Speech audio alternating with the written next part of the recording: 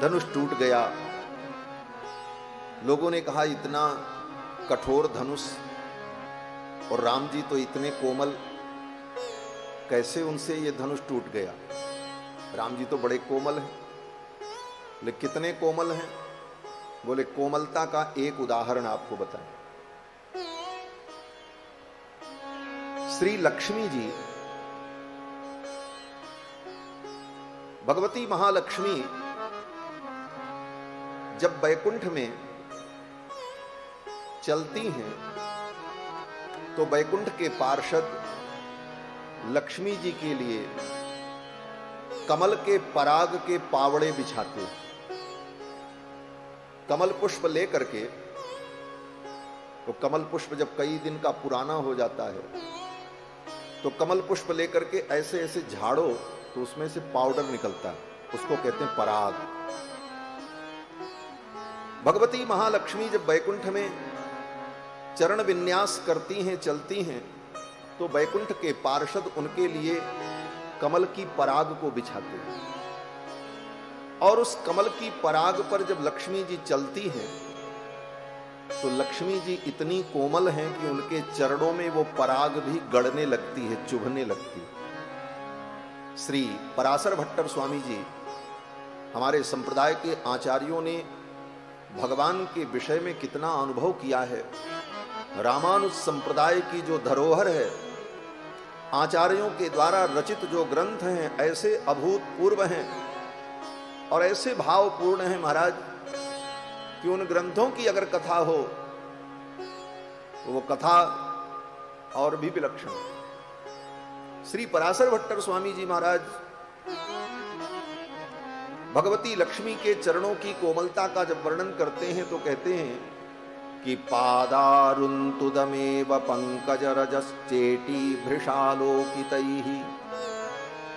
लक्ष्मी जी जब वैकुंठ में कमल के पराग पर चलती हैं तो उनके चरण में कमल की पराग भी चुभती है।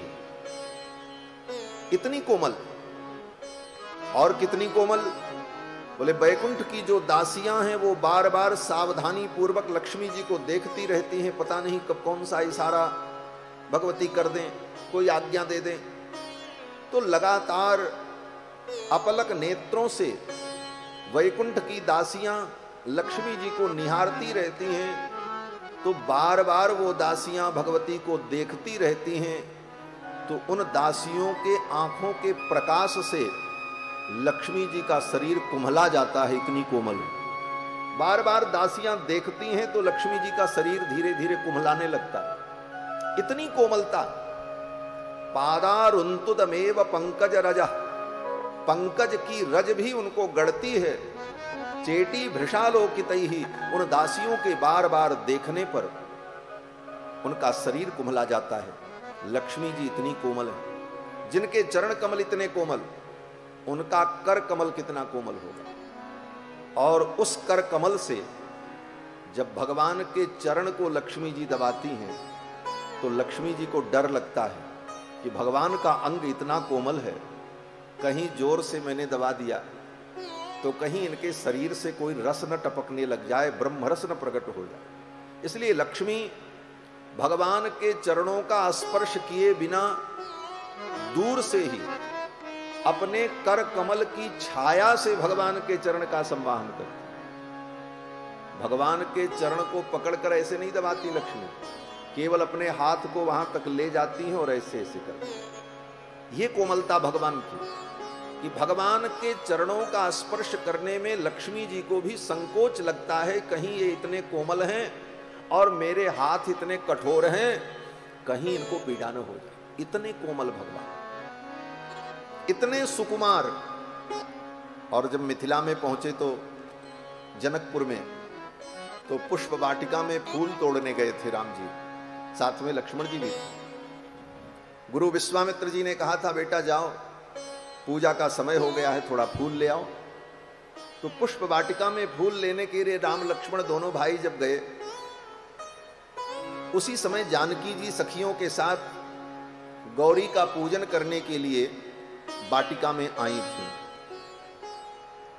उसी समय जानकी जी गौरी पूजन के लिए पुष्प वाटिका में आई थीं और भगवान श्री राम और कुमार लक्ष्मण पुष्प चयन कर रहे थे। महीना कौन सा था? अगहन का महीना था। अगहन बोले तो मार्गशीर्ष मास, जिसको मृगशिर कहते हैं। क्या कहते हैं? मार्गशीर्ष मास। नवंबर का महीना, नवंबर का लास्ट और दिसंबर का फर्स्ट। अंग्रेजी ज्यादा समझ में आती है लोगों को, क्योंकि आजकल यही महीना लोग जानते हैं। क्या स्थिति हो गई, नए बच्चों से तो पूछो, आज के बच्चों से तो हिंदी के महीने नहीं मालूम है उनको, जबकि हमारे यहां सब कुछ हमारे पंचांग और हिंदी महीने के अनुसार होता है। आजकल लोग जन्मदिन भी अंग्रेजी तिथि से मना रहे हैं। ये बहुत गड़बड़ बात है, उसका कोई मतलब नहीं होता। जन्मदिन और विवाह की तिथि, लोग कहते हैं महाराज आज हमारे विवाह के 25 वर्ष हो गए, आशीर्वाद दो। तो तिथि क्या बताते हैं? बोले 26 दिसंबर था। बोले दिसंबर जनवरी नहीं, हिंदी के महीने से जिस तिथि को जन्म हुआ, जिस तिथि को विवाह हुआ, जिस तिथि को जो कार्य हुआ, वो तिथि जब अगले वर्ष आती है तो उसमें वर्षगांठ मनानी चाहिए। अंग्रेजी के महीने से, अंग्रेजी के महीने से जो कुछ मनाया जाता है वो सब कर्महीनता है, उसका कोई फल नहीं होता। हमारे यहाँ सब कुछ तिथि के हिसाब से होता है। वो तिथि जब आएगी, वो नक्षत्र जब आएगा, तभी वो पुण्य वेला आएगी, तभी एक वर्ष पूरा होगा। उस दिन आप वर्षगांठ मनाओ, जन्मदिन मनाओ, जो मनाना है आप। तो अगहन का महीना था। अगहन के महीने में राम जी जब पुष्प वाटिका में फूल तोड़ने गए, अगहन के महीने में अच्छी खासी ठंडी पड़ती है। यहां तो आपके महाराष्ट्र में न ठंडी होती है न गर्मी होती है। गर्मी बल्कि होती भी है, लेकिन ठंडी वैसी नहीं होती जैसी हमारी अयोध्या में और मिथिला में, जनकपुर में। वहां की ठंडी तो महाराज दांत हिल जाए ऐसी ठंडी पड़ती। और अगहन के महीने में, नवंबर दिसंबर में तो ऐसी ठंडी महाराज मार्गशीर्ष मास में कि सूर्य भगवान का तो कभी कभी दर्शन भी नहीं होता कई दिनों तक। ऐसे ठंडी के महीने में, वो भी प्रातः काल, सवेरे सवेरे, ये भी नहीं कि दोपहर हो। राम जी पुष्प तोड़ने जब गए तो पुष्प तोड़ने में कोई बहुत मेहनत नहीं होती, फूल तोड़ने में कोई बहुत परिश्रम नहीं करना पड़ता। धीरे से ऐसे तोड़ लो, पुष्प टूट जाएंगे। पुष्प तो स्वतः कोमल होते हैं। लेकिन राम जी हमारे इतने सुकुमार हैं कि अगहन के महीने में प्रभात के समय पुष्प तोड़ने गए तो फूल तोड़ने में उनको इतनी मेहनत हुई कि उनके मत्थे पर पसीना आ गया। राम जी मत्थे पर पसीना आ गया महाराज। ये कोमलता भगवान की है। ये मैं अपने मन से नहीं कह रहा हूं, रामायण में गोस्वामी तुलसीदास जी ने लिखा।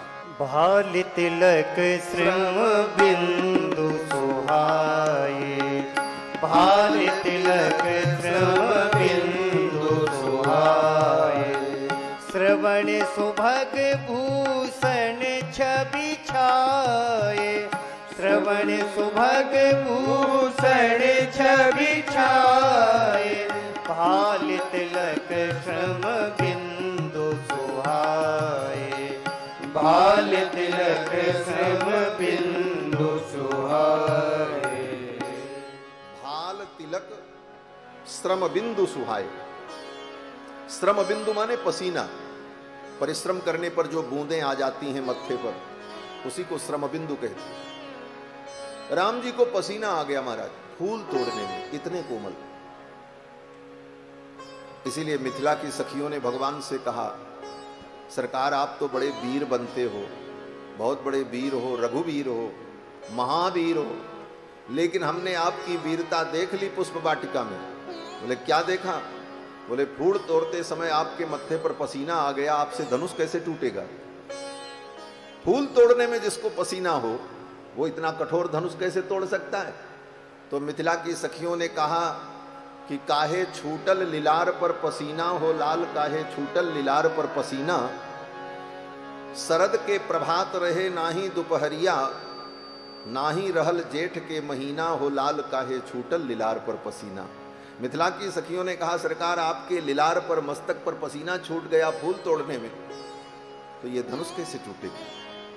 लेकिन राम जी ने ऐसे कठोर धनुष को क्षण भर में तोड़। बोले इतने कोमल और इतने कठोर धनुष को कैसे तोड़ा? कहते हैं यही परमात्मा की विशेषता है। एक साथ परस्पर विरुद्ध गुण जिसके अंदर विद्यमान हो उसी को परमात्मा कहते हैं। परमात्मा का एक यह लक्षण है जिसमें दो परस्पर विरुद्ध गुण एक ही काल में विद्यमान हो, उसको परमात्मा कहा जाता है।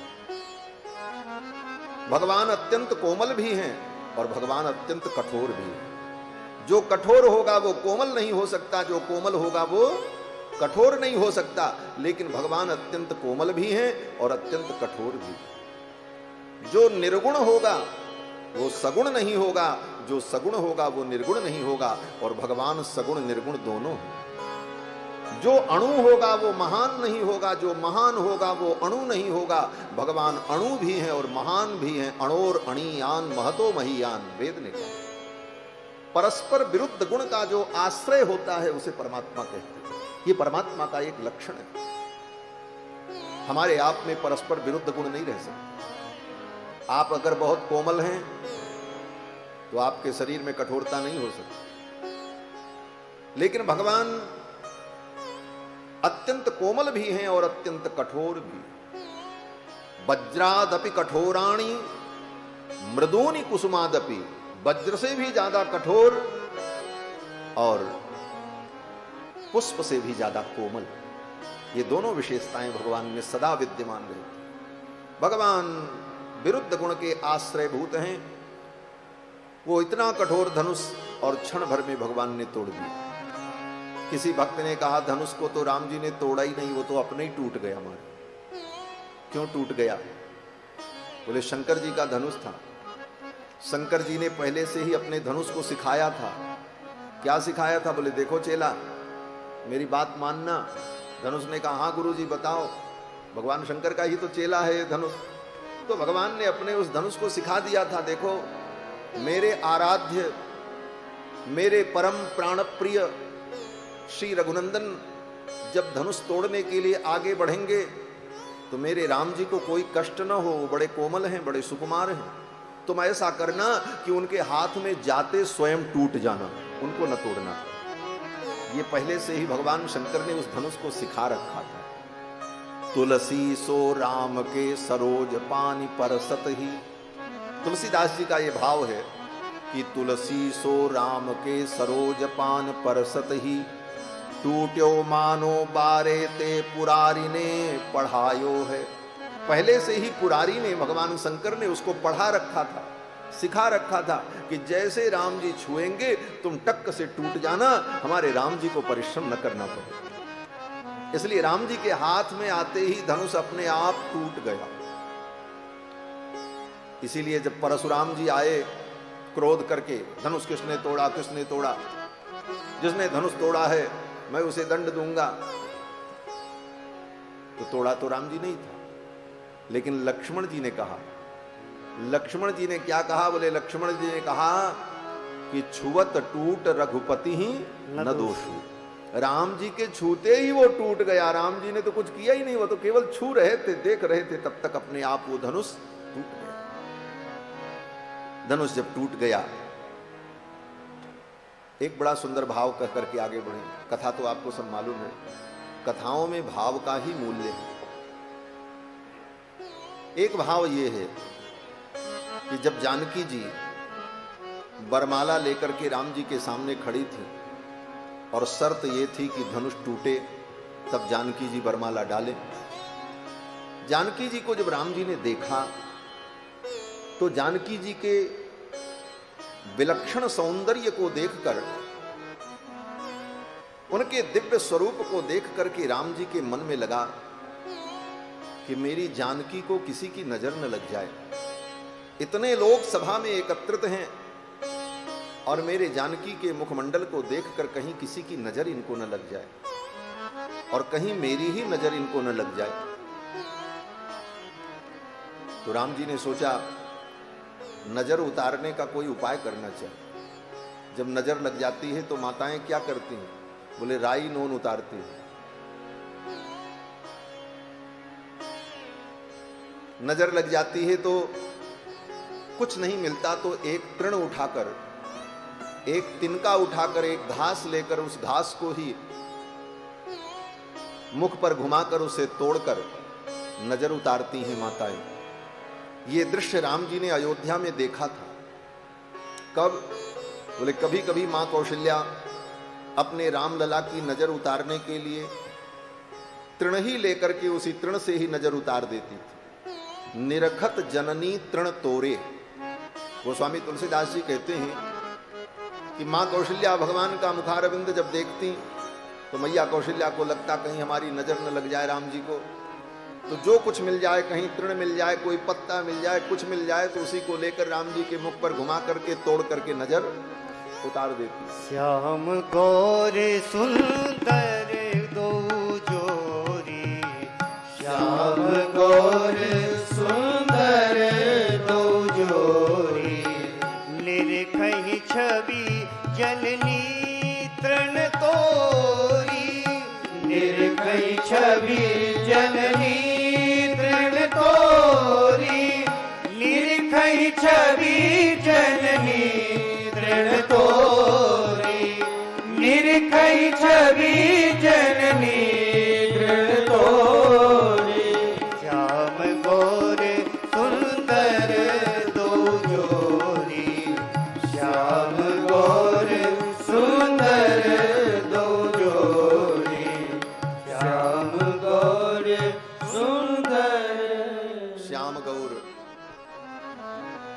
ये जोड़ी और दो जोड़ी, श्याम गौर, राम जी श्याम, लक्ष्मण गौर, और भरत जी श्याम और शत्रुघ्न जी गौर, ये दो जोड़ी।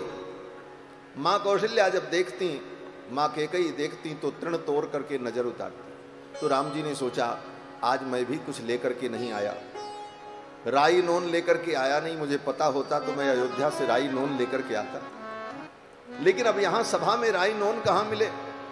तो राम जी ने सोचा एक तृण ही मिल जाए तो उस तृण को तोड़ करके मैं जानकी की नजर उतार दूं।